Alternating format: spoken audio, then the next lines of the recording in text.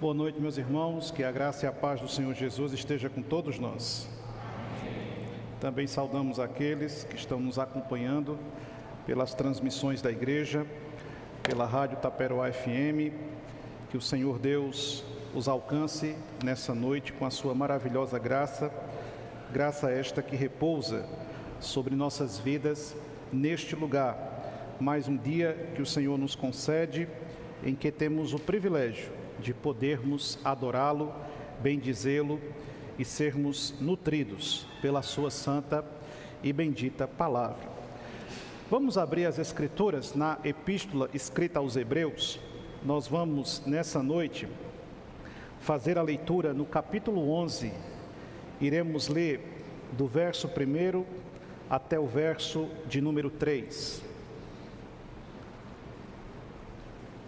Nós estamos em uma série de exposições na carta aos Hebreus. Se você desejar conferir as ministrações anteriores, é só visitar o canal da igreja no YouTube ou o Spotify da mesma, também está à sua disposição. Hebreus capítulo 11, do verso 1 ao verso 3. Conforme você localizar o texto, se você puder, eu lhe convido a se colocar em pé em reverência à palavra do Senhor.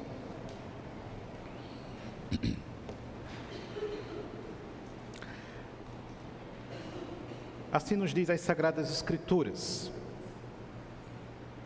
Ora, a fé é a certeza de coisas que se esperam, a convicção de fatos que se não veem. Pois pela fé os antigos obtiveram bom testemunho.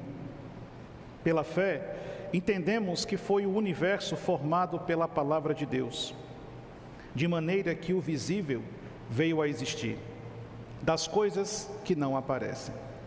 Que o Senhor nos abençoe com a sua bendita palavra. Curve sua fronte, feche seus olhos. Vamos buscar a iluminação do Espírito Santo.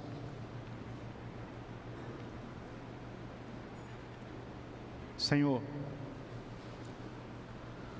os nossos corações estão alegres e nossas almas rejubilam de satisfação em Tua presença, pois nós cremos que o Senhor está aqui. A Sua palavra é a razão máxima que nos faz subir nesta casa nesta noite, e nós cremos que o Senhor fala através da Sua palavra. Nesse momento temos ao alcance dos nossos olhos as Tuas sagradas letras, e elas são pão vivo que alimenta nosso coração. É água viva que sacia a sede de nossa alma. É bússola certeira que nos aponta a direção a seguir. E nesta noite nós precisamos, Senhor, nós necessitamos, e ardentemente nós te pedimos, fala conosco através da Tua santa palavra. Traz consolo ao nosso coração, edifica as nossas vidas. Senhor, se for preciso, nos confronte, nos exorte, mas não permita, Senhor, que deixemos este lugar da mesma maneira como nós chegamos até aqui nesta noite. Gracioso Espírito Santo, Tu que sonda mentes e corações, que esquadrinha nosso caminhar, nós te rogamos, Senhor, fala conosco pelo poder da Tua palavra. Se aqui entre nós, Senhor, ou a nos acompanhar à distância, houver alguém que ainda não conhece a Teu Filho como o único e suficiente Salvador de sua vida, que nesta noite, segundo a Tua vontade, cadeias possam ser rompidas e pecadores libertos do domínio da morte para o louvor do Teu santo nome. Fala conosco, Pai, nós queremos Te ouvir. É isso que nós te pedimos, em nome de Jesus. Amém. Podeis sentar, meus irmãos.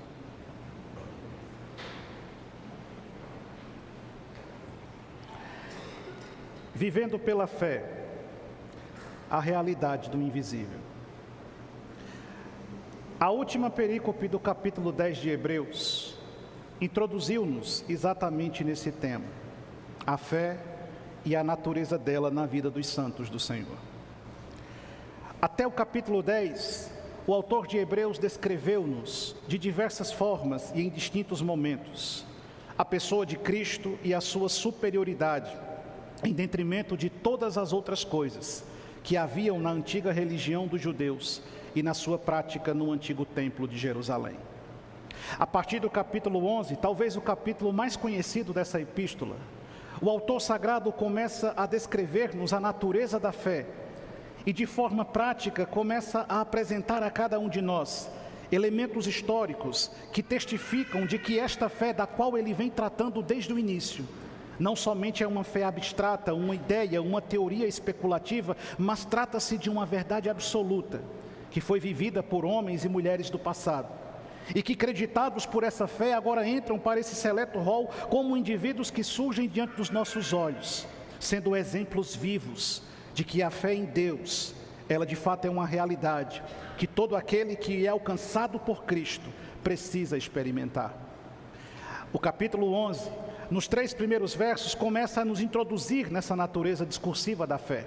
E ao longo de todo esse capítulo, ele vai nos apresentar exemplos claros, desde os tempos mais remotos e primitivos da nossa trajetória registrada nas Escrituras, até o nosso contexto presente e atual.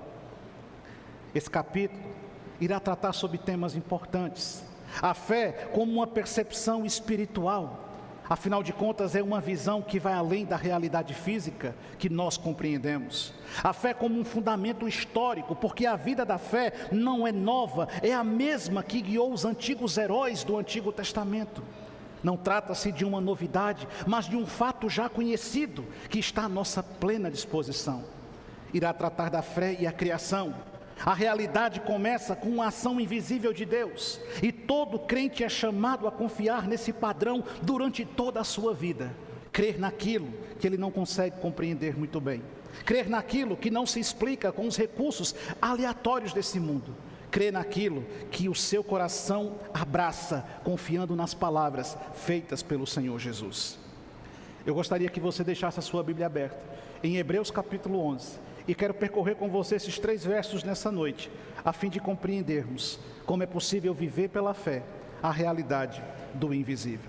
A primeira coisa que o texto sagrado começa a nos apresentar é exatamente a definição do que é fé. Veja o que está escrito no primeiro verso. Ora, a fé é a certeza de coisas que se esperam, a convicção de fatos que se não veem. A versão NVT diz assim: a fé mostra a realidade daquilo que esperamos. Ela nos dá convicção de coisas que nós não vemos. Ele então começa descrevendo essa fé. E o que de fato essa fé significa? Essa palavra tão bonita, recorrente nos nossos discursos e presente em nosso modo de vida. Do que de fato a Escritura está falando quando apresenta-nos a necessidade de vivermos por fé e caminharmos por fé e termos em nossa vida o cultivo dessa fé. Ele então começa o capítulo 11 apresentando-nos essa fé que é uma certeza daquilo que eu não vejo.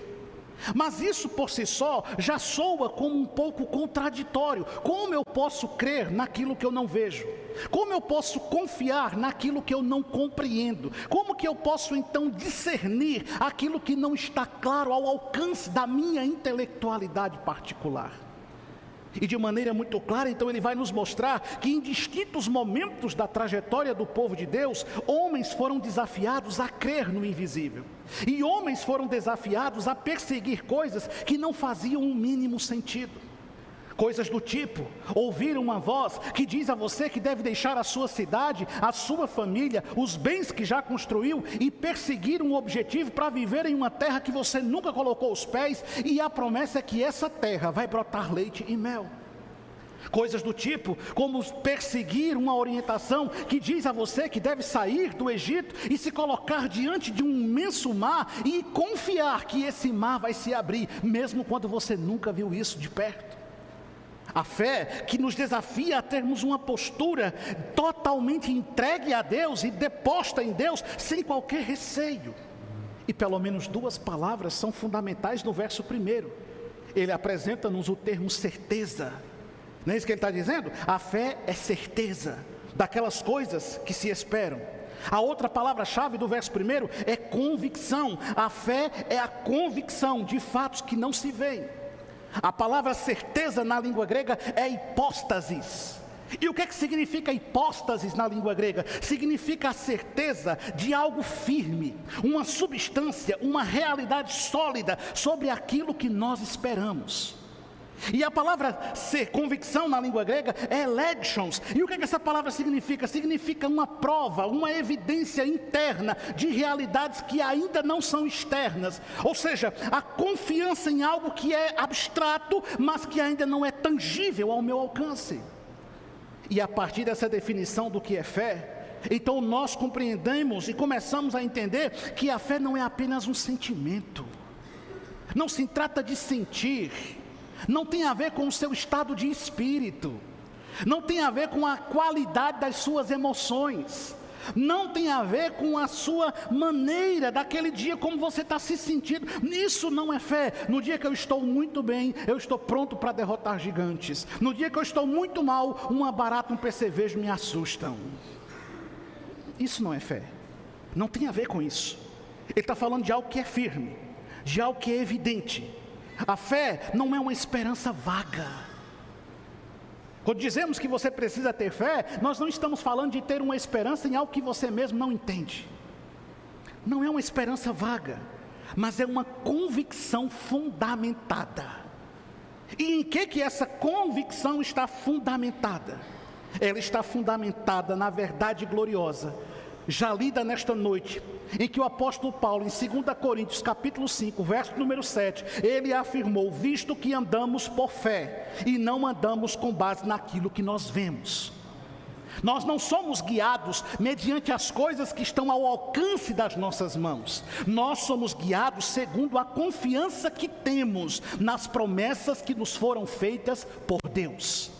A fé é extremamente dependente, ela depende de promessas. A fé é extremamente necessitada, ela necessita de esperança. E aonde nós estamos depositando a nossa esperança? Nossa esperança não está em homens, nossa esperança não está em instituições, nossa esperança está em Cristo e na obra feita na cruz de Cristo. E aonde é que nós depositamos a nossa confiança? Em Cristo. E qual é a promessa que nos move? Não é a promessa de que nós seremos felizes no mundo, não é a promessa de que vamos gozar tudo que existe bom nessa terra, não são essas coisas. Qual é a promessa que sustenta e nutre a nossa fé? É a promessa de que Ele um dia virá nos buscar e com Ele nós viveremos para sempre. Ou seja, Ele está falando que é uma convicção, é uma certeza daquilo que eu espero. É uma indiscutível convicção de fatos que não se veem. Mas aqui reside o grande desafio e o mistério da fé. Nós muitas vezes, sobretudo influenciados pelo tempo pós-moderno no qual estamos, nutridos pelas expectativas materialistas de nossa época, queremos dimensionar os nossos passos de acordo com aquilo que está ao alcance de nossas mãos. E aí nós vamos planejando as coisas, e nós vamos programando as coisas. Quantos sonhos e planos você deve ter aí na sua cabeça para realizar antes do dia 31 de dezembro? A verdade é que quando chegar lá você não vai ter feito nem a metade. Boa noite para você. E aí você vai ficar frustrado porque você não realizou o que você queria? Meu Deus, a essa altura eu queria estar pesando 89 quilos, olha como eu estou ainda. E qual é o problema? Estou crendo e pela fé eu vou chegar lá. A ideia do texto é essa convicção, é essa certeza, é de algo firme, real, sólido, que nós aguardamos. Quem você espera? Quem é que você aguarda? Nós falamos sobre a volta de Cristo, nós falamos sobre a expectativa da vinda de Cristo, mas por que nós vivemos como se Jesus Cristo nunca mais fosse voltar? Nós falamos da grandeza de Deus, nós falamos da imensidão do Senhor, do amor do Senhor, das providências do Senhor, mas por que na primeira dificuldade nós já nos abatemos como se não servíssemos o Deus que servimos? Por que nós nos prostramos como se não conhecêssemos o Deus que nós conhecemos? Por que o desespero, ele muitas vezes assalta a nossa consciência e nos impede de discernir com clareza que nós temos a certeza daquilo que esperamos e temos convicção daquilo que nós não vemos? Essa é a natureza da fé. A fé que é definida, não como um sentimento ou uma esperança vaga, mas é uma convicção fundamentada. Ela atua no presente, com base naquilo que Deus me prometeu para o futuro. E o que foi que Deus me prometeu para o futuro? Tem um monte de gente indo atrás do Senhor, acreditando numa conversa fiada que disseram para eles: pare de sofrer, que você vai ficar rico, que você vai fazer fortuna. Aí vocês veem esses vídeos doidos aí na internet: eu era pobre, arrebentado, miserável, feio, aí eu agora fiquei rico, tenho 30 carros, 2 apartamentos, viajo todos os anos para Miami, eu ando de cruzeiro, eu arrumei um casamento feliz, fiz plástico, plantei cabelo, eu sou esbelto, sou maravilhoso, eu sou a congregacional. Aí você acreditou que isso é ter fé, é olhar para os problemas da sua vida e agora crer que Cristo vai resolver todos os problemas da sua vida. E se tiver algum problema persistindo na sua vida, é porque você não tem fé. Essa fé é medíocre, essa fé é obsoleta, essa fé é inútil, essa fé é tosca, essa fé é incapaz de satisfazer os verdadeiros anseios de sua vida. A fé está convicta em nosso coração, a fé atua em nosso presente, com base naquilo que Deus nos prometeu. E o que foi que Deus me prometeu? Deus me prometeu estar comigo todos os dias até a consumação dos séculos. Deus me prometeu que ainda que os meus pecados sejam vermelhos como a escarlate, o seu sangue é poderoso para me deixar mais alvo do que a neve. Deus me prometeu que ainda que eu passe pelo vale da sombra da morte, Ele estaria comigo e a sua mão me guiaria, o seu bordão e o seu cajado me consolariam. Deus me prometeu, ainda que eu enfrente crises, conflitos, provações e dificuldades que a vida imporá a cada um de nós, ainda assim nele eu terei verdadeiro deleite, satisfação e plena alegria. Foi isso que Deus me prometeu. Deus não me prometeu me livrar de todos os problemas com os quais eu tenho que viver nesse mundo. Isso não é fé. Isso não é fé. Mas não somente a definição que ele nos apresenta da fé, para nos inserir em todo o capítulo 11. Veja o que ele diz no verso número 2. Pois, pela fé os antigos obtiveram um bom testemunho. Primeiro ele nos define o que é fé. E agora, depois de mostrar que a fé, ela é uma convicção e uma certeza, ele agora mostra-nos o fato de que a fé, ela possui um testemunho histórico. Não se trata de uma coisa nova que nós inventamos agora. Não, a nossa fé não está baseada em coisas que foram inventadas ontem para serem seguidas hoje. A nossa fé não está alicerçada em coisas fluidas, mutáveis e transitórias. Não. A nossa fé, ela tem uma pavimentação histórica. E quando nós penetramos nos anais da história e nos debruçamos sobre o que a própria Bíblia historicamente apresenta-nos sobre a fé, nós vamos encontrar indivíduos claros, a nossa semelhança, que experimentaram de maneira prática essa fé da qual o autor de Hebreus vai começar a falar. E aí ele vai começar a citar diversos exemplos, e nós vamos vê-los no decorrer dos próximos domingos. E ele então vai nos apresentando esses indivíduos, essas figuras que obtiveram um bom testemunho. Mas vamos então discutir um pouco, o que seria esse bom testemunho? O que seria para você um bom testemunho? Talvez, para você o bom testemunho é aquele testemunho que a pessoa descobriu uma doença incurável, sofreu muito, padeceu muito, orou muito, pediu à igreja muito que orasse, intercedesse por sua vida, e de repente, milagrosamente, inexplicavelmente, aquela pessoa foi curada. Aí você diz, isso é um bom testemunho. Ou quem sabe aquele indivíduo desempregado, que buscou em tantos locais uma oportunidade de trabalho, depois de orar muito, finalmente conseguiu um bom emprego, e você diz, isso é um bom testemunho. Ou quem sabe aquela família que enfrentava crise com um filho toxicômano, viciado, drogado, e depois dos pais orarem muito, de repente aquele filho se converte a Cristo, e você diz, isso é um bom testemunho, porque você está condicionando a ideia de um bom testemunho a um resultado positivo, satisfatório, daquilo que você tanto quer. Mas esse bom testemunho não é bem o exemplo que a Escritura tem para nos dar. A Bíblia me diz que Moisés era um homem de um grande testemunho, correto? Alguém duvida que Moisés era um homem de fé? Não. Mas Moisés entrou na terra prometida? Não. Eu, se fosse Moisés, tinha ficado muito revoltado. Eu tinha. Que inferno, guiar aquele povo o caminho todinho, chegar na hora de não entrar. É por isso que às vezes quando eu quero perder um pouco a minha paciência, eu me lembro de Moisés. Eu digo, não, Jesus, eu não vou ficar de fora por causa do povo não, eu vou entrar. Alguém duvida que Moisés era um homem de fé? Mas Moisés não teve o resultado que queria.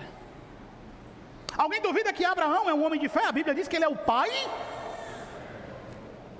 Mas o resultado de Abraão foi exatamente o que ele esperava? Não. Não, Abraão deixou um problema que até hoje rende para a gente. Alguém duvida que Pedro, está falando tanto em Pedro esses últimos dias, né? Pedro, coitado, deve estar assim, ó, virando a cinza dele, né? Alguém duvida que Pedro era um homem de fé? Não. Mas o que foi que Pedro fez com Jesus?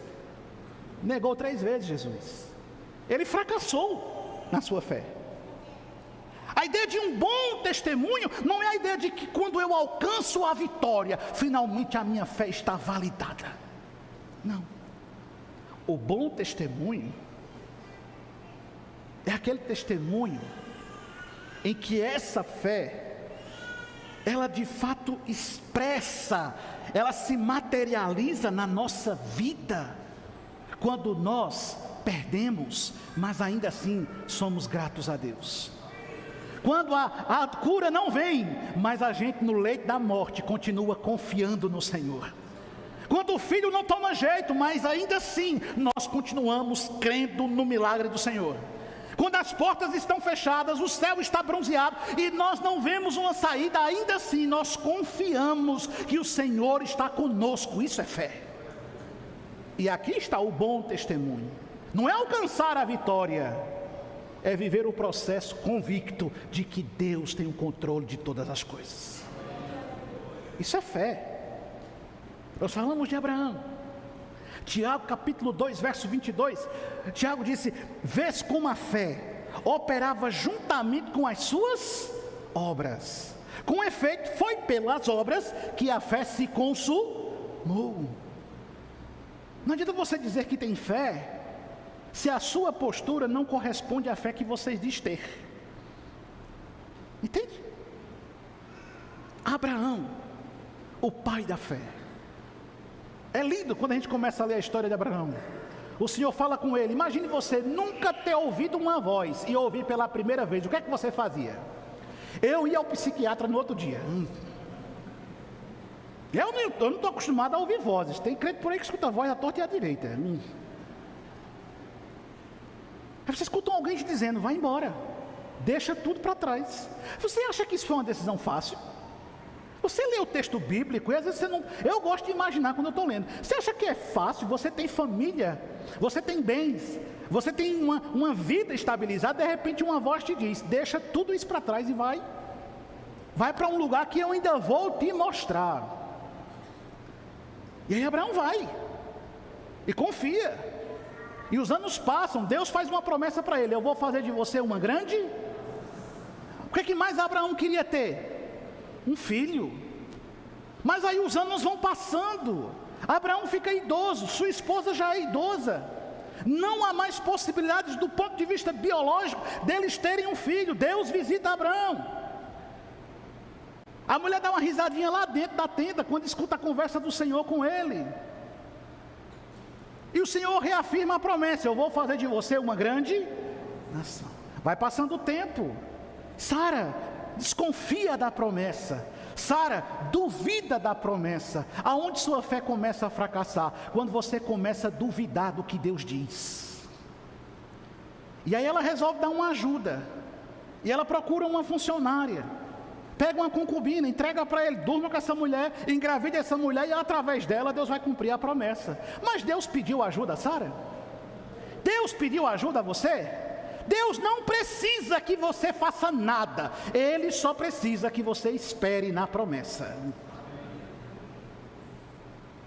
O menino nasceu, mas não é o filho da promessa. Quando todas as expectativas já haviam se frustrado, de repente Sara fica grávida. Sara dá à luz um filho. Esse menino cresce. E você vai lendo aquela história e você vai se empolgando. Que homem de fé, que homem maravilhoso, que coisa extraordinária. De repente um dia Deus visita Abraão. E Deus diz: Abraão, é o seguinte, eu quero o seu único filho.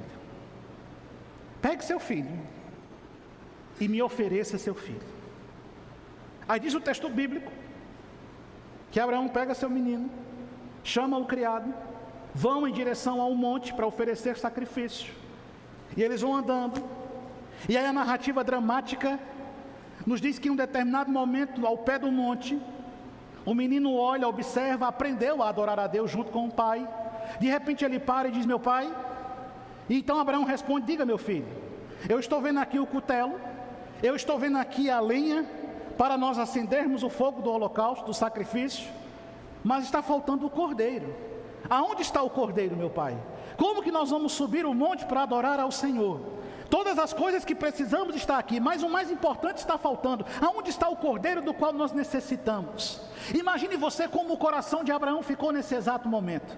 Imagine você como que a alma de Abraão deve ter se agitado em seu interior. Abraão então olha para o seu filho e, com a fé que somente a verdadeira fé pode expressar, ele diz: Deus proverá para si o cordeiro, meu filho. Abraão sabia muito bem o que Deus havia pedido. Abraão sabia muito bem o que esperava ele no alto daquele monte. Mas ele não titubeia, ele não duvida, ele não dimensiona o sacrifício que está sendo pedido a ele. Ele simplesmente obedece e persegue a voz do Senhor, porque ele sabe que essa voz o honrou desde o dia que o tirou de Ur dos Caldeus. Ele sabe que essa voz nunca o frustrou e nunca o desamparou e nunca falhou com ele. Mas ele chega no monte, ele ergue o altar, ele amarra o menino. Imagine você, ele amarra seu filho, seu único filho. Ele coloca sobre o altar, ele ergue o cutelo, e ele estava pronto para sacrificar seu próprio filho. E no exato momento em que ele se preparava para consumar aquele sacrifício, diz a Escritura que a mesma voz que bradou em Ur dos Caldeus, a mesma voz que gritou em tantos momentos com Abraão, a mesma voz bradou do alto e disse: para, Abraão, porque agora eu sei que temes a Deus, e tu não me negastes o teu único filho. Imagine o alívio que toma conta do coração daquele pai. Imagine o sentimento que invade a alma de Abraão. E quando ele olha para trás, há um carneiro para o sacrifício. Você entende? A verdadeira fé, ela encontra um bom testemunho. Esse testemunho que não é dimensionado pelas conquistas que eu tenho. Lá em Salmo 126, versos 5 e 6, o salmista diz, de forma muito gloriosa: os que com lágrimas semeiam, com júbilo ceifarão. Quem sai andando e chorando, enquanto semeia, voltará com júbilo, trazendo o que nas suas mãos? Seus feixes. Mas o processo ele é construído em cima de quê? De lágrimas. Em nenhum momento está dito que você não vai sofrer. Em nenhum momento está dito que você não vai padecer. Em nenhum momento foi dito que você não vai lidar com dor e sofrimento. Mas foi dito a você: tem bom ânimo, porque eu venci o mundo. E a vitória que vence o mundo é a nossa fé. Entende, meu irmão? Ele obteve um bom testemunho. Que tipo de testemunho nós estamos contando? Que tipo de testemunho nós estamos evidenciando? Nós nos acostumamos a pensar que a soma das vitórias que vão acontecendo, e Deus abençoa seu povo, não resta dúvidas, mas a gente se acostumou a pensar que a soma das vitórias é a prova cabal de que o Senhor está conosco. Mas quantas orações não respondidas eu tenho? Quantos danos eu já sofri? Quantas perdas eu já experimentei? Quantas coisas que eu almejei, desejei, orei, busquei, trabalhei, lutei, pedi e não aconteceu? mas Deus continua sendo bom. E onde é que está a fé? A fé não está no triunfo, a fé está na certeza, na convicção, na percepção acertada. Que tipo de testemunho você quer contar? Que tipo de história você quer apresentar? Que tipo de narrativa você quer lançar diante dos homens? Se Deus não atender a sua oração, e se Deus não curar você? Ele pode, mas se Ele não quiser. E se Deus não resolver os seus conflitos familiares? E se Deus não resolver os seus problemas? O que é que você vai fazer? Alguns dizem, se Deus não me abençoar, Ele não é Deus. Já ouviu essa história? Se o Senhor é Deus, o Senhor tem que fazer. Aí Jó, como foi que Jó encontrou o Senhor? Alguém duvida que Jó é um homem de fé? Claro que não. Mas é interessantíssimo o livro de Jó. Primeiro livro das Escrituras. É o primeiro livro escrito das Escrituras. Jó experimenta sofrimento, angústias, dores. Tudo que Jó tem, ele perdeu. Se Jó fosse na Universal, botavam ele para fora.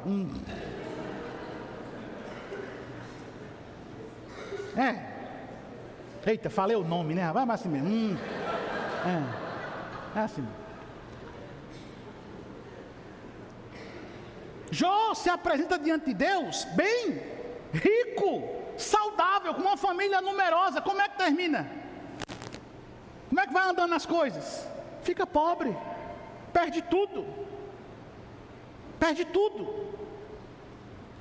E aí a sua esposa, que devia ser a sua confortadora, chega para ele e diz o quê? Palavras doces e amáveis. Infeliz, morre logo de uma vez, amaldiçoa a Deus. E vai embora. Olha que mulher agradável. Não é isso que ela diz para ele? E então ele responde, aqui está a natureza da fé. Você fala como uma louca, porque o bem de Deus você aceitou, e é o mal que Deus nos traz você não quer aceitar? Pois independente de qualquer coisa, bendito seja o nome do Senhor. Aí o Senhor vai restituindo tudo que Jó perdeu. E aí ele termina o livro dizendo o quê? Eu só te conhecia de ouvir falar, mas agora, por meio do sofrimento, a minha fé me permitiu te ver. Eu agora posso vê-lo. Aí o salmista diz, necessário me foi ser o quê? Afligido. Meu filho, crente não pode andar muito folgado não. Não pode. Quando folga demais, as pestes dá trabalho, não é brincadeira. Tem que andar ali, na rédea curta. Deus sabe que você é ruim, não adianta. Deus sabe que você é crueira, Ele sabe, entendeu? Então Ele não solta demais a corda não, porque se Ele soltar, você esquece da importância de orar, você esquece da importância de ler a Bíblia, você desaprende o dia do culto de oração da igreja, você some e só pisa na igreja de domingo, e a cada um mês você pisa na igreja para não ser excluído do rol de membro, né?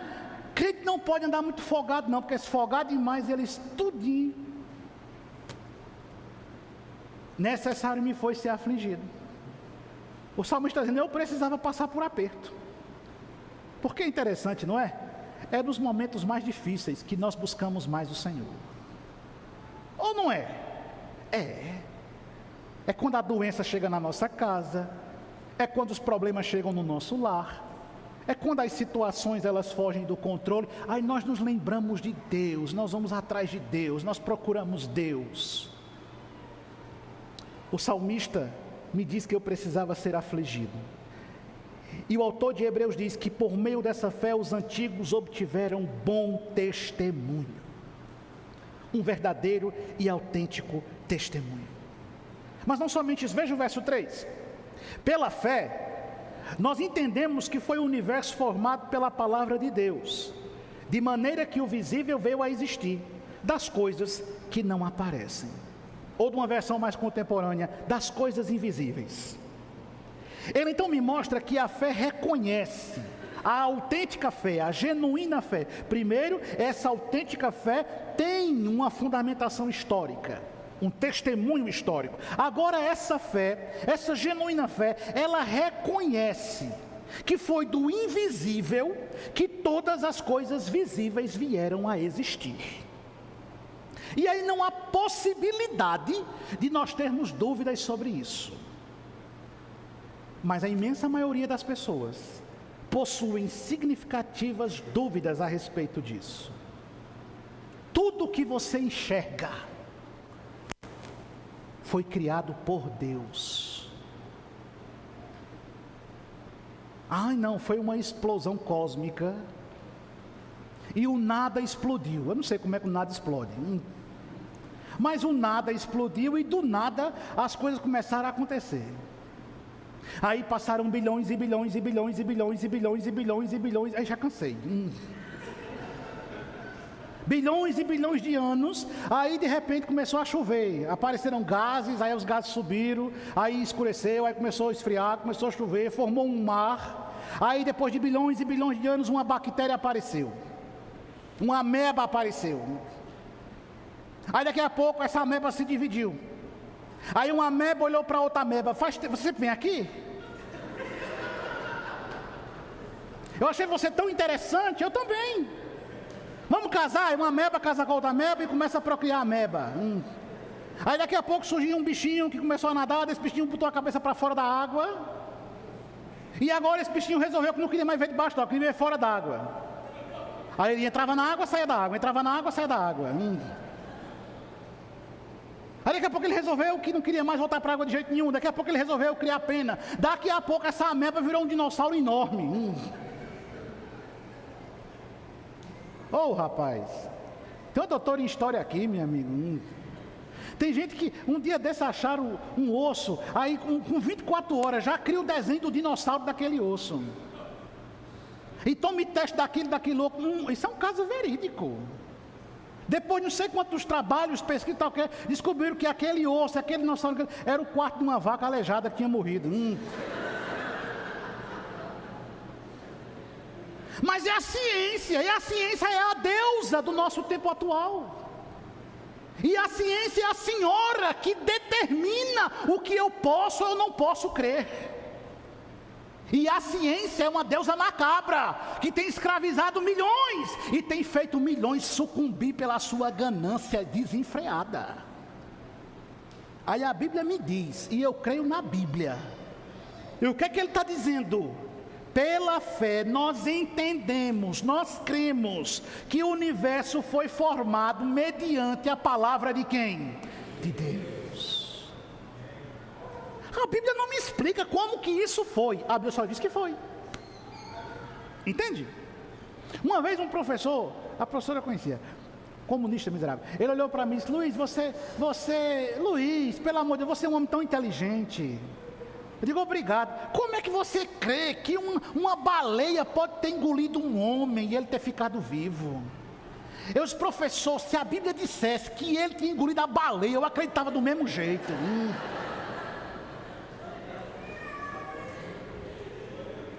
Você é louco? Sou, porque são os loucos que verão a Deus. Entende? Pela fé nós cremos que Deus criou o universo por meio da sua palavra, de maneira que o visível veio a partir das coisas que não aparecem. Lá em João capítulo 1, verso 2 e 3, está escrito: ele estava no princípio com Deus, e todas as coisas foram feitas por intermédio dele, e sem ele nada do que foi feito se fez. Do primeiro capítulo até o 10º capítulo, o autor de Hebreus está falando exaustivamente sobre Cristo. E agora, como quem é indagado sobre aspectos práticos dessa doutrina, ele diz: o Cristo do qual eu estou falando é o autor e consumador de todas as coisas que existem. E todos os indivíduos que vão surgir daqui até o fim do capítulo 11, todos eles não são importantes em si mesmo, mas todos eles só são dignos de ser citados aqui, não porque alcançaram êxito na sua vida, mas porque creram cabalmente na gloriosa obra de Jesus Cristo. E por eles terem crido em Cristo, é que eles estão aqui. Entende? Pela fé nós cremos.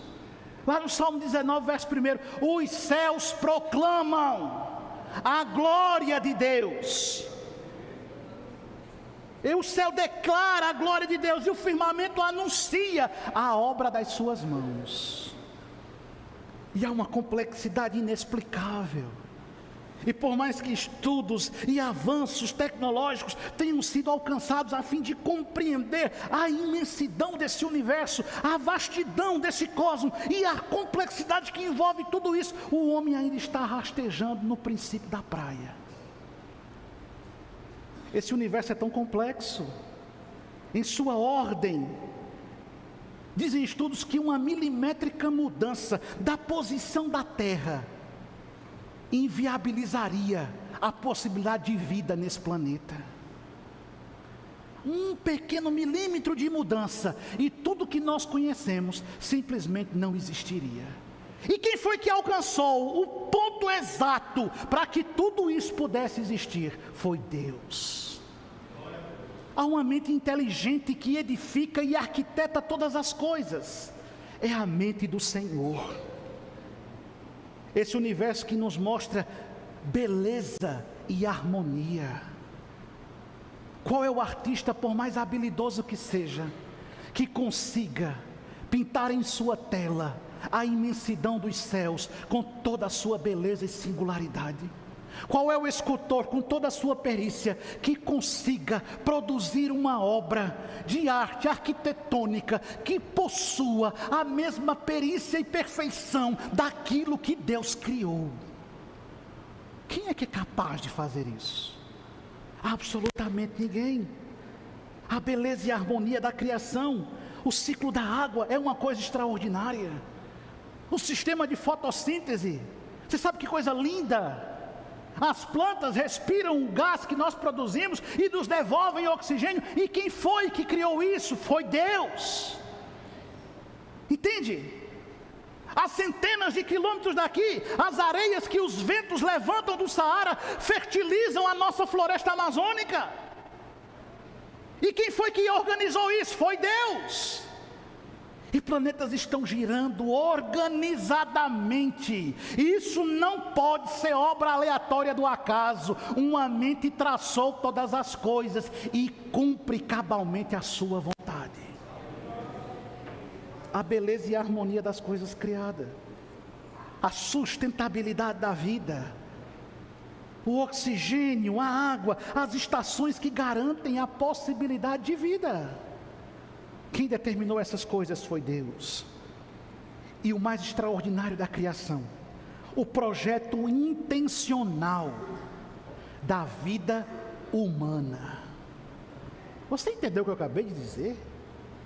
Você é resultado de um projeto intencional estabelecido por Deus. Logo, eu não sei você, mas eu não admito que alguém diga que eu seja parente do macaco. Tudo bem, às vezes eu tenho alguém que parece assim, né? Mas não é meu caso. Eu não tenho rabo, minha mãe não tinha rabo, nem meu filho tem rabo. Ai, mas o DNA do chimpanzé é 95% igual ao meu. 5% diz que não é, então pronto. Às vezes a gente é da feiura daquela coisa, mas tudo bem.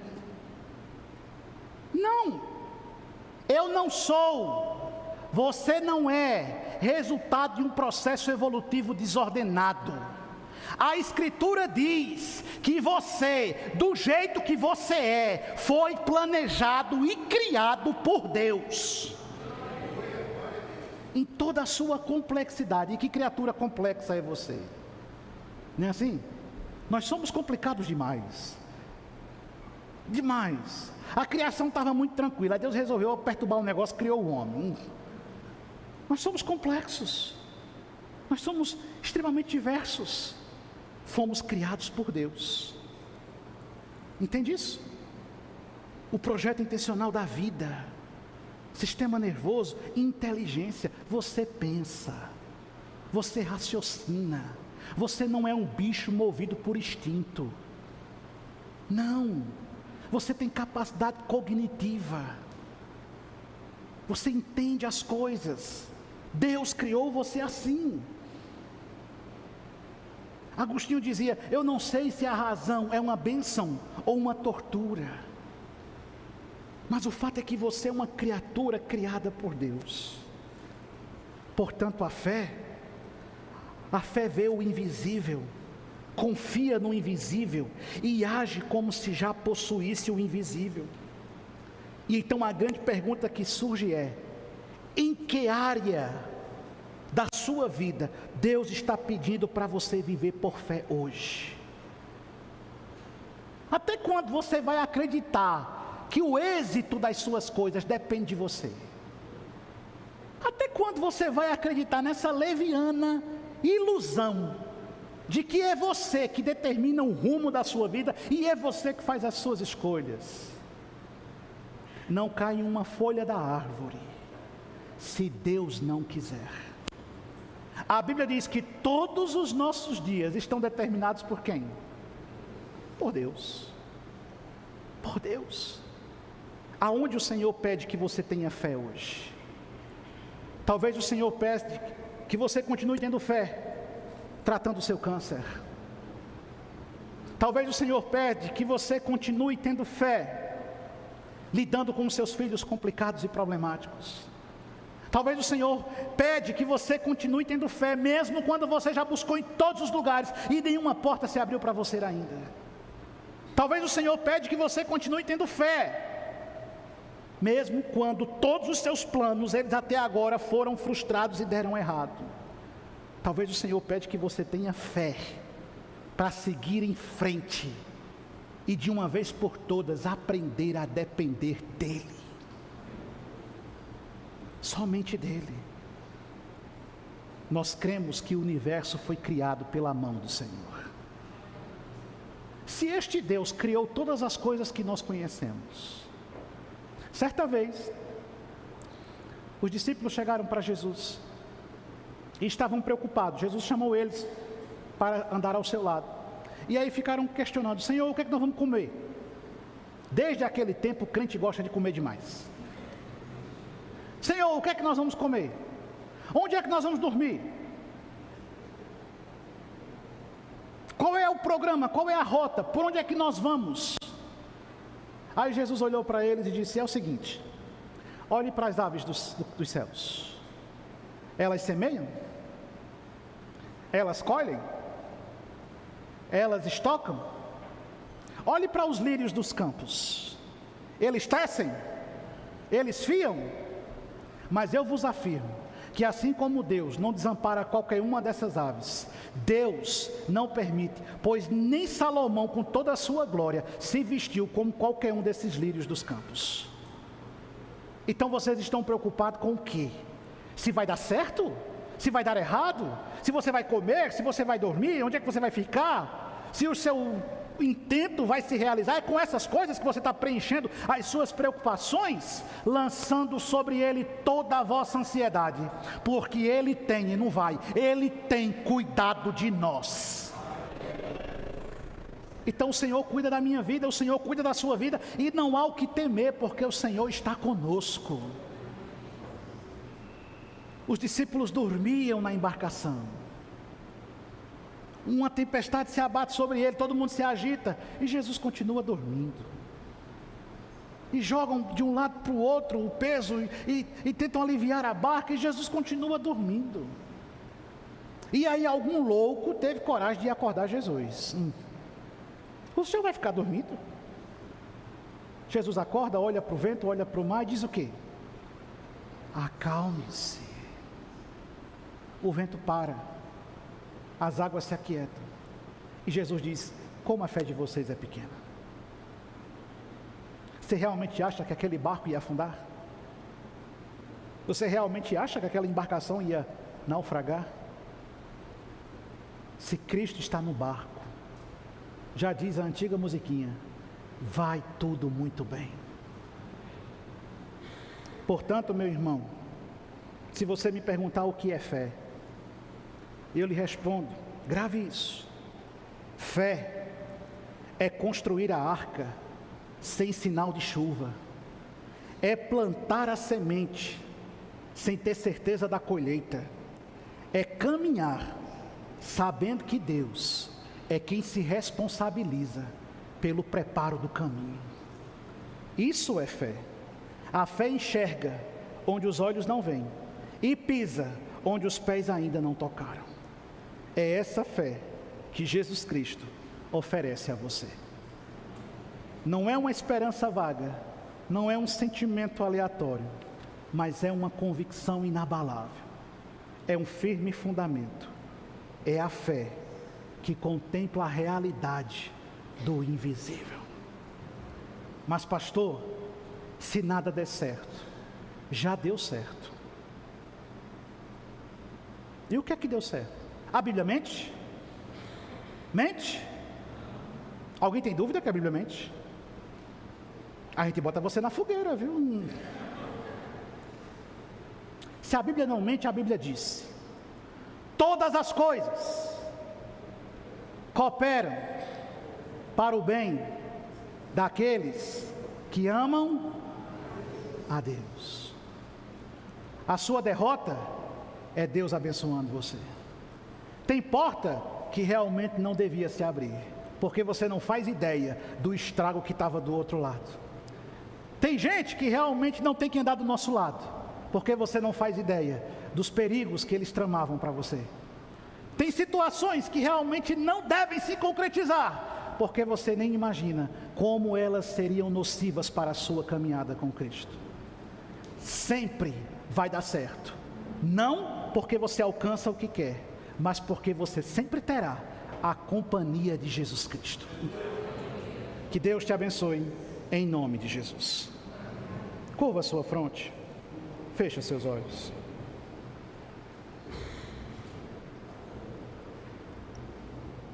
Querido Deus, nós queremos, Senhor, nesse instante, suplicar a Tua graça sobre as nossas vidas. Nós precisamos, Senhor, termos essa fé qualificada pelas Tuas palavras. Às vezes, Senhor, é difícil continuar confiando quando os nossos planos dão errado. Às vezes as constantes frustrações, elas nos impedem de continuar acreditando, Senhor. Dúvidas começam a crescer em nossa alma, se realmente devíamos ter nos lançado nesse mar. E em meio a tantas situações conflitantes, tantas vozes que se erguem em um burburinho que tende a nos ensurdecer, ó Senhor Jesus, faz com que o grito dessa fé que vem do nosso Deus, esse presente gracioso,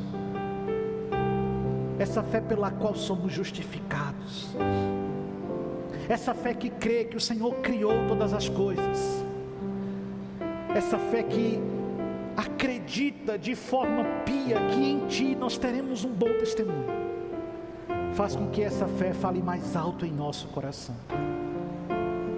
Espírito Santo, Tu és o autor e o consumador de nossa fé. Vem nesse momento, Senhor. Vem, Espírito Santo. Derrama a Tua graça sobre o nosso coração. Derrama nesse momento o Teu bálsamo sobre as nossas feridas.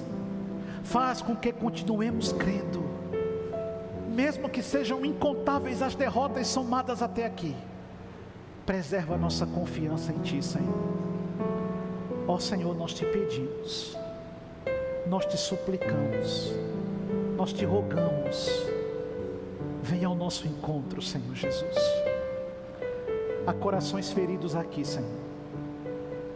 Há almas que estão profundamente dilaceradas aqui, Senhor. por notícias terríveis que destruíram a alegria, por filhos que se tornaram rebeldes, doenças difíceis de serem enfrentadas, a fraqueza e a frieza espiritual, Senhor. Mas nessa noite, Espírito Santo, derrama sobre nós o bálsamo da Tua renovação, e renova a nossa fé, e renova a nossa fé, Senhor, e renova a nossa fé, Senhor. Renova a fé do que está abatido, renova a fé do que está confuso, renova a fé daquele que se encontra desorientado, renova a nossa fé, Senhor. Ó Pai, nós te pedimos, ouve a nossa oração, em nome de Jesus. Amém.